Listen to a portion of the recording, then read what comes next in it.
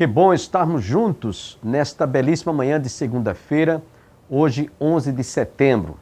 O programa Opção para a Vida, a partir de hoje, estará trazendo para os nossos estimados e amados telespectadores o conferencista, o presbítero Solano Portela. Ele foi o orador especialmente convidado para a 6ª Conferência Teológica realizada anualmente nas dependências da nossa igreja.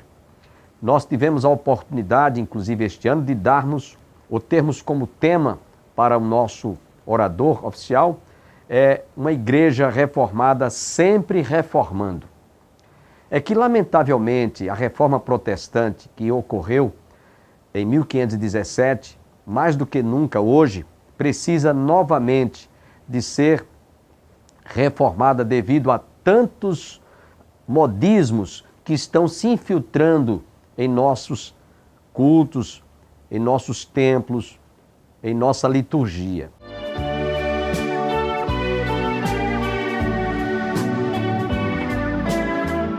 A palavra de Deus nos dizer. E dois textos aqui nos ajudam a compreender os atos e feitos de Deus na história e nos remetem, então, à reforma do século XVI, especialmente porque nesse ano nós comemoramos 500 anos daquele momento em que Martinho Lutero pregou suas famosas 95 teses nas portas da Catedral de Wittenberg. Então, o texto que eu lerei para os irmãos, primeiramente é Mateus 16, versículos 17 e 18. Mateus 16, versículos 17 e 18. E esse texto fala daquela interação que Jesus teve com os seus discípulos, quando ele está perguntando: quem as pessoas dizem que eu sou? Qual é a percepção que as pessoas têm de mim? Qual a percepção que tem do Cristo, do Messias e da minha pessoa?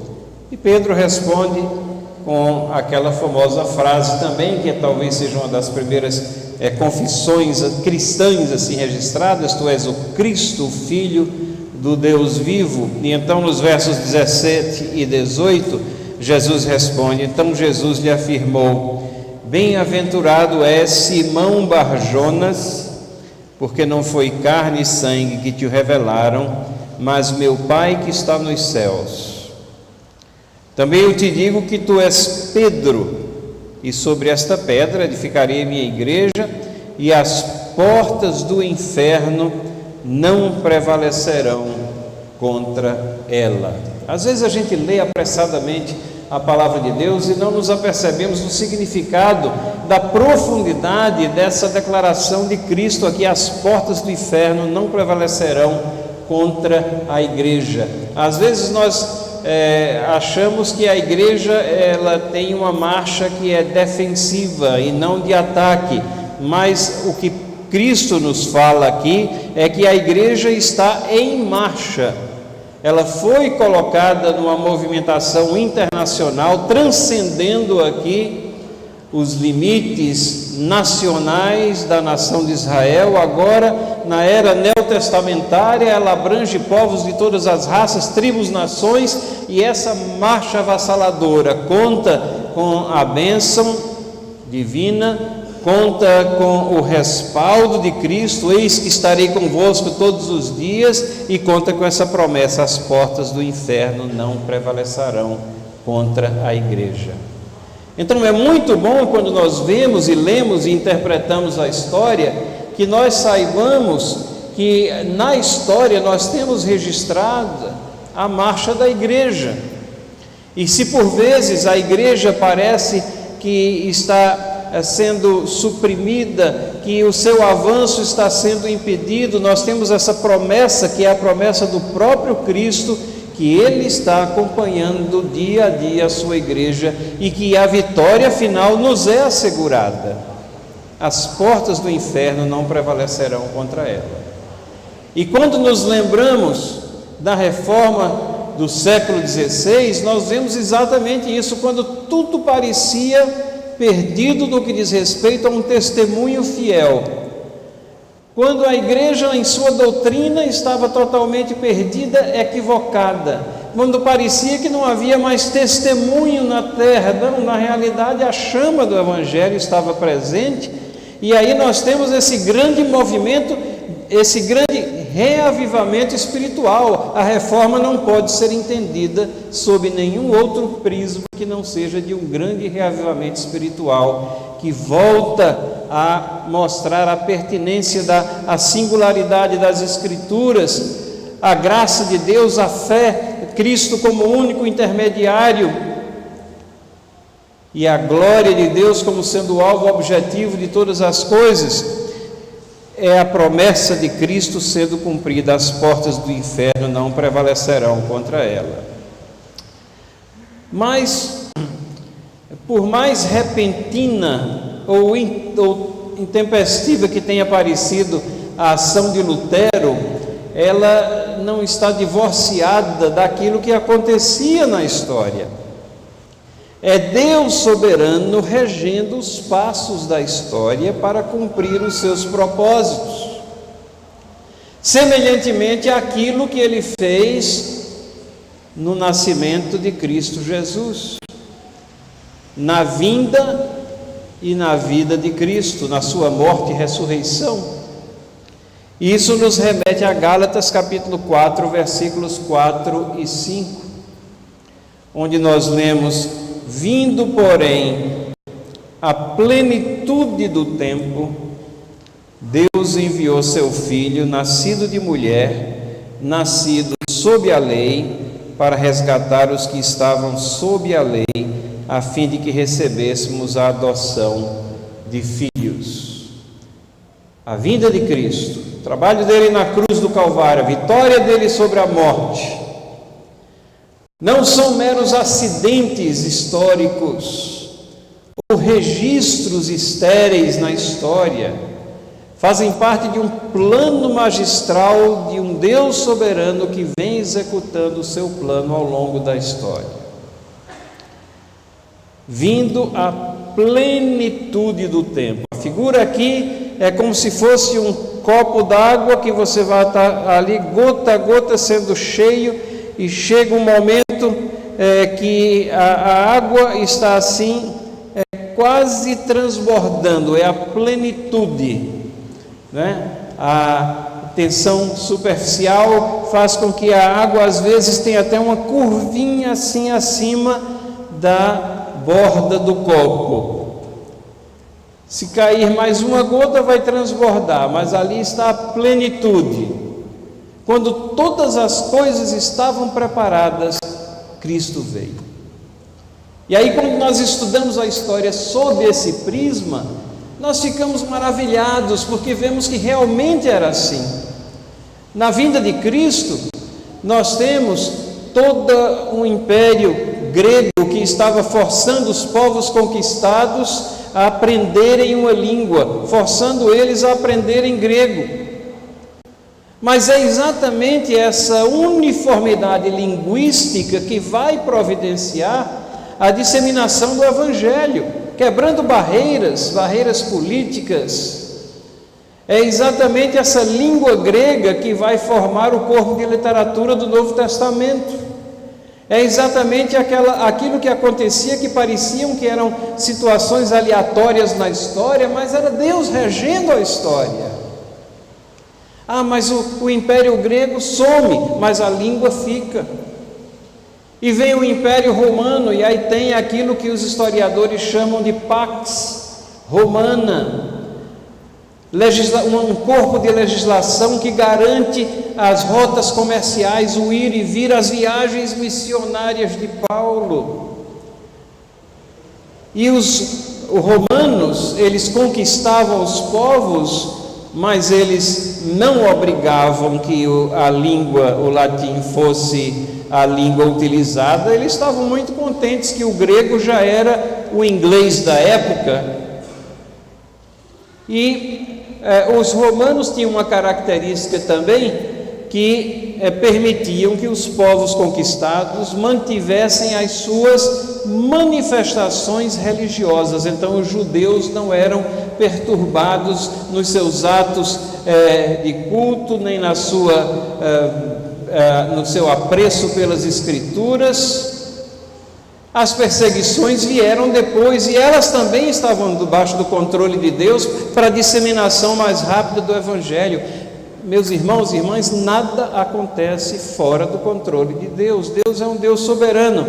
Vindo à plenitude do tempo, Deus enviou o seu Filho. E é sob esse prisma que nós temos e devemos olhar a reforma do século XVI também. No momento certo, quando certas situações políticas, econômicas, religiosas, elas se juntam, se alinham, então vem a reforma do século XVI. E se não estivessem assim alinhadas, provavelmente teríamos uma história muito diferente, mas é Deus no controle do universo, é Deus à frente da sua igreja, fazendo com que as portas do inferno não prevaleçam sobre a igreja. Então, com esses dois versículos assim como pano de fundo, vamos adentrar o nosso tema aqui de ver o que é que estava acontecendo antes da reforma. A reforma do século XVI não surgiu num vácuo, num vazio, mas a partir de condições que foram preparadas por Deus. Condições políticas, sociais e religiosas.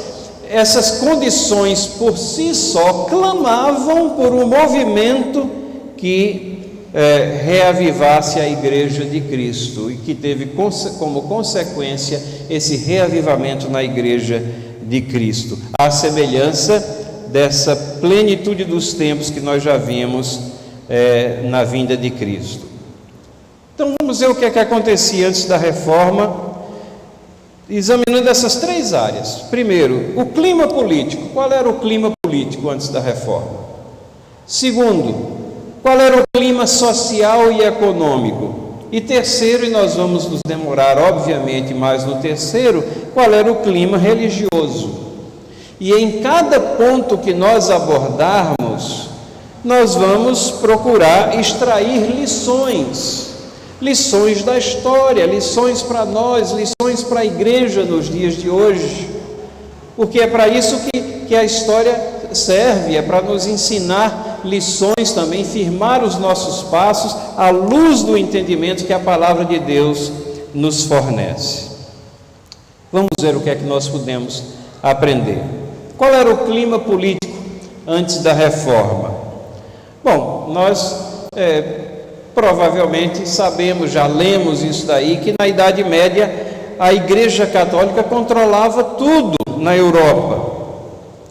Exercia um poder eclesiástico muito forte, mas exercia um controle político igualmente forte, ou talvez até superior ao controle eclesiástico.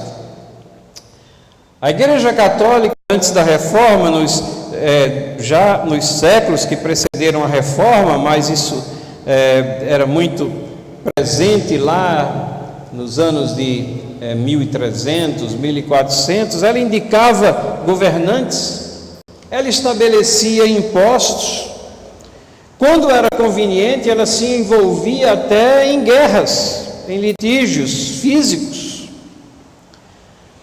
O poder dos papas, ele estava muitas vezes acima de reis e de imperadores. Agora, é impressionante que o século que precedeu a reforma, na medida que nós vamos chegando na data da reforma, nós já começamos a perceber na história uma redução desse poder. Alguns reis começaram a desafiar o poder absoluto de Roma e passou a ser ouvido em muitos lugares um clamor por uma reforma. Temos aqueles que são chamados pré-reformadores, né? Por exemplo, em 1494, Jerônimo Savonarola, conhecido como reformador de Florença. Florença era uma cidade importantíssima, um meio comercial importantíssimo, e ele apelou ao rei francês Carlos VIII para liderar um movimento de deposição do Papa Alexandre VI. Savonarola tentou, naquela cidade onde ele era líder, e ele era um líder eclesiástico, mas que foi assumindo também uma certa projeção política, e ele tentou várias reformas políticas e morais, mas não era através dele que a reforma iria acontecer. Mas é sintomático que já surge uma voz aqui clamando por uma reforma e desafiando o poder de Roma. Savonarola morre na fogueira em 23 de maio de 1498. Mas nós temos relatos. Um francês, em 1496, escreveu, e nós temos esse relato aqui registrado no livro de Owen Chadwick, A Reforma, escreveu que o tema reforma era o tópico mais frequente nas conversações. Quando as pessoas se juntavam para conversar, reforma da igreja, da estrutura eclesiástica, do poder do clero, isso era o tema mais frequente nas conversações. Ao ponto em que Erasmo de Roterdã, e isso em 1502, vejam, estamos chegando próximos de 1517, que é a reforma. Erasmo de Roterdã, ele disse o seguinte: a forma mais imperdoável de insultar uma pessoa é chamá-la de clérigo, sacerdote ou monge. Vejam a reputação de corrupção, de abuso de poder que havia chegado, que ser classificado de clérigo, sacerdote ou monge era um insulto, não mais uma honra, mas um insulto. Então nós vemos aqui já o poder da Igreja Católica declinando.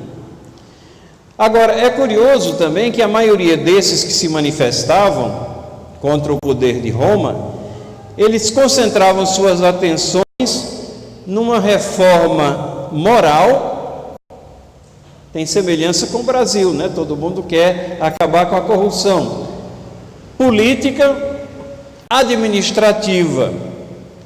Quase nunca se falava de uma reforma doutrinária. Quase nunca se falava de uma reforma doutrinária. Precisamos ter cuidado nas nossas igrejas também, porque às vezes o clamor que nós ouvimos dentro das nossas igrejas é também para uma reforma moral, política, administrativa, mas ninguém às vezes está preocupado que tipo de doutrina nós estamos ouvindo, levando, propagando, submersos nela. E o que acontece com esse declínio progressivo da Igreja Católica? Governantes foram se fortalecendo. E na véspera da reforma, os reis Henrique VII na Inglaterra e Henrique VIII tornaram-se mais poderosos do que quaisquer dos seus antecessores. E a mesma coisa aconteceu com os reis da Espanha, Ferdinando e Isabel, e de Portugal, da Dinamarca, da Alemanha, ou seja, em toda a Europa, os governantes, os regentes, os reis, monarcas, eles estão se fortalecendo enquanto o poder temporal da Igreja Católica vai sendo diminuído. Então esse era o clima político. Lembram que eu disse que nós iríamos ver três áreas: o clima político, o clima social e econômico e o clima religioso. Esse era o clima político antes da reforma. O que é que nós devemos aprender dessa situação? O que é que nós devemos aprender? Deus reina soberanamente sobre a história. Esse poder político que a igreja tinha e que vai se facelando, ele vai diminuindo pouco a pouco pela providência divina. Não se tem assim nenhum ponto específico que se possa dizer, foi por isso ou por aquilo, não, mas é algo que está acontecendo de uma forma generalizada na Europa, e nós vemos a providência divina. E é esse enfraquecimento da Igreja Católica que preparava o caminho para a reforma e permitiu que alguns governantes então abraçassem a reforma e protegessem os reformadores. Tivesse a situação, tivesse Lutero nascido 100 anos antes, ou talvez até 50 anos antes, e no pregar suas teses, talvez tivesse morrido na fogueira como Savonarola. Mas o momento ali estava exato, a plenitude dos tempos ali, nessa visão do clima político. E como é gratificante para nós cristãos vermos essa regência de Deus de todos os pontos da história, levando aos eventos que preservam e transformam a vida da sua igreja. Mas, em segundo lugar, o clima social e econômico, qual era? O clima social e econômico. Maquiavel, que viveu de 1469 a 1527, ele é quase contemporâneo, né, com Lutero, nasceu bem antes, mas Maquiavel é aquele escritor medieval famoso que escreveu O Príncipe, onde ele coloca lá as maquinações que um governante deveria fazer para se manter no poder, e é dele que nós extraímos essas expressões. Isso é uma ação maquiavélica, ou você está sendo maquiavélico, ou seja, você está planejando alguma coisa, você está com algum esquema por trás para dar uma rasteira, para prejudicar alguém. Pois bem, ele escreveu o seguinte, ele era italiano, ele disse: nós italianos somos os menos religiosos e os mais corruptos entre os demais. Mas veja a razão que ele dá para isso. Porque a igreja e seus representantes nos concedem os piores exemplos. Somos os menos religiosos, os mais corruptos, porque a igreja e seus representantes nos concedem os piores exemplos. Isso significa o quê? Que o declínio moral era intenso. O amor ao dinheiro imperava entre os nobres, em paralelo à exploração de grandes bolsões de pobreza existentes na Europa medieval. No entanto, enquanto isso se processava no âmbito social e econômico, os regentes e os comerciantes, junto com uma parcela da população, começavam a ser melhores instruídos.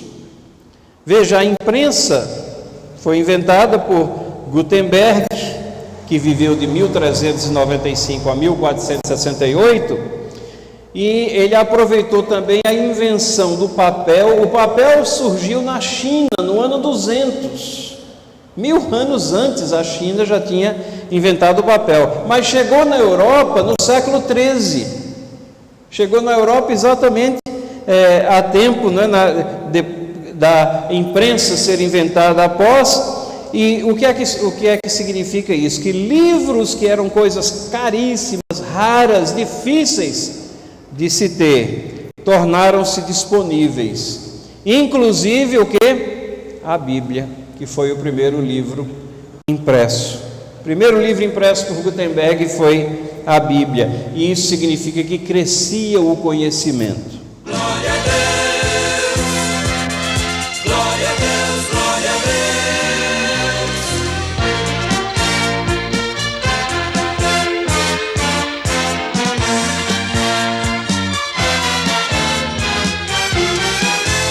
Pelo sol que brilha, glória a Deus, pela flor que nasce, glória a Deus, pelos montes altos, glória a Deus, pelo mar também, glória a Deus, pelos passarinhos, glória a Deus, pela noite e o dia, glória a Deus, pela brisa leve glória a Deus, que de longe vem, glória a Deus, pelo alimento, glória a Deus, pela habitação,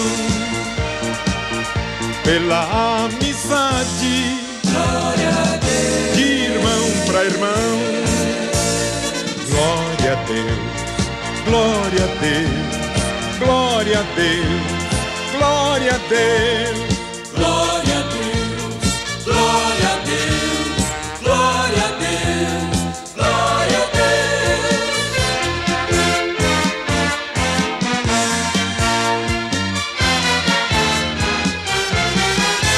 Por esses meninos, Glória a Deus, por essas meninas, glória a Deus, pela juventude, glória a Deus, pelos anciões, glória a Deus, pela pátria salva, glória a Deus, pela liberdade glória a Deus, e pelos que vivem glória a Deus, em outras nações, glória a Deus, pela caridade glória a Deus, que alguém produz, pelos céus que um dia glória a Deus, nos mandou Jesus.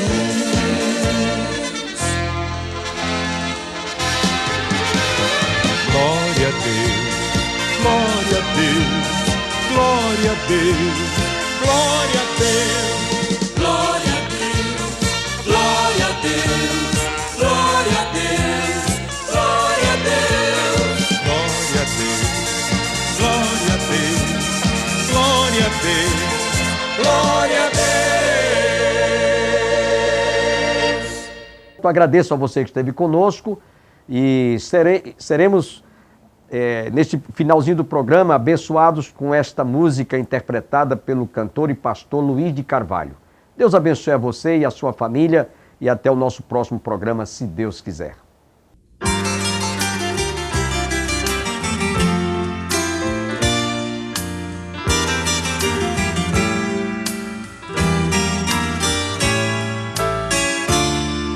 Nas noites silenciosas, no perfume de rosas, eu vejo teu poder, Senhor.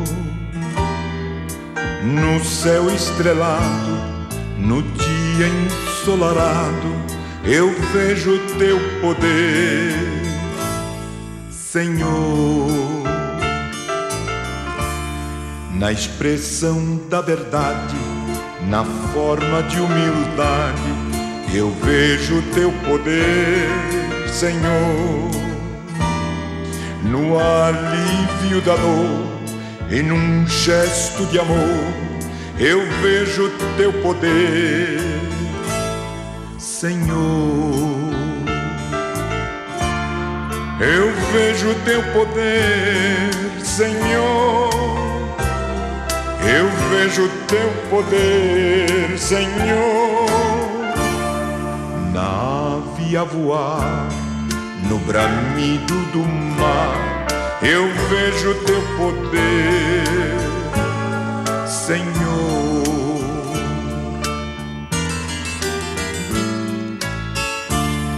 No puro pensamento, no fiel sentimento, eu vejo teu poder, Senhor. Na chuva a cair, na criança a sorrir, eu vejo teu poder, Senhor. Eu vejo teu poder, Senhor. Eu vejo teu poder, Senhor. Na ave a voar, no bramido do mar, eu vejo teu poder, Senhor.